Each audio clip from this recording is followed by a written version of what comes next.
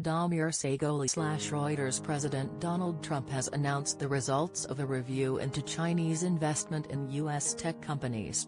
Foregoing a broader crackdown, Trump decided to go with a less harsh method to curb the investments. He will expand the use of the Committee on Foreign Investment in the United States to restrict Chinese investments.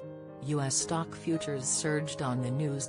President Donald Trump has announced the details of a plan to crack down on Chinese investment in U.S. technology companies, and the final results were weaker than expected. After fears that Trump would introduce harsh measures to curb Chinese investment in U.S.-based technology companies, the U.S. president instead decided to use less stringent methods to curb the practice, including the expanded use of the Committee on Foreign Investment in the United States. In a statement Wednesday, Trump said his administration was banking on Congress passing the Foreign Investment Risk Review Modernization Act, which would give more power to the committee. After reviewing the current versions of Thumnail with my team of advisors, and after discussing them with many members of Congress, I have concluded that such legislation will provide additional tools to combat the predatory investment practices that threaten our critical technology leadership, national security, and future economic prosperity, Trump said. While House and Senate versions of the bill still need to be reconciled, both bills are designed to strengthen the CFI-US review for foreign investment in critically important technologies.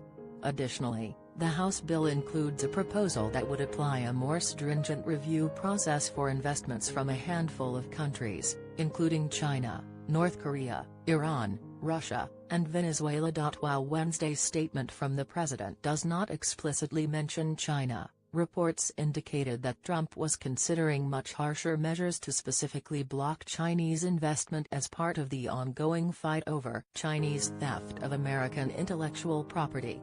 Among the options reportedly considered was a rule that would have disallowed companies with more than 25% Chinese ownership from investing in certain types of technology. According to a senior administration official, a slew of other options were considered before Trump settled on the use of CFI-US.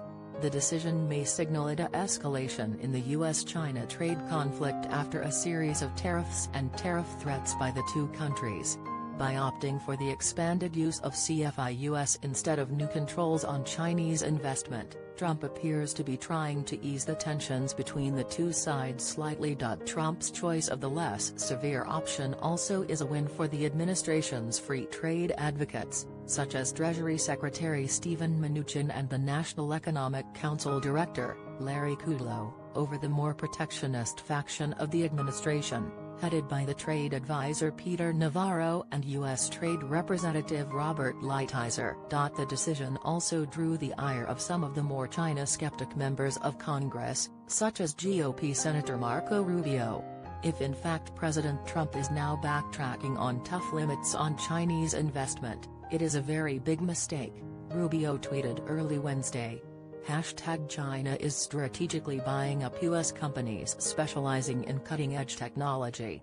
What they don't steal from us they buy away from us. Other Republicans who were more worried about Trump's battle with China applauded the course of action.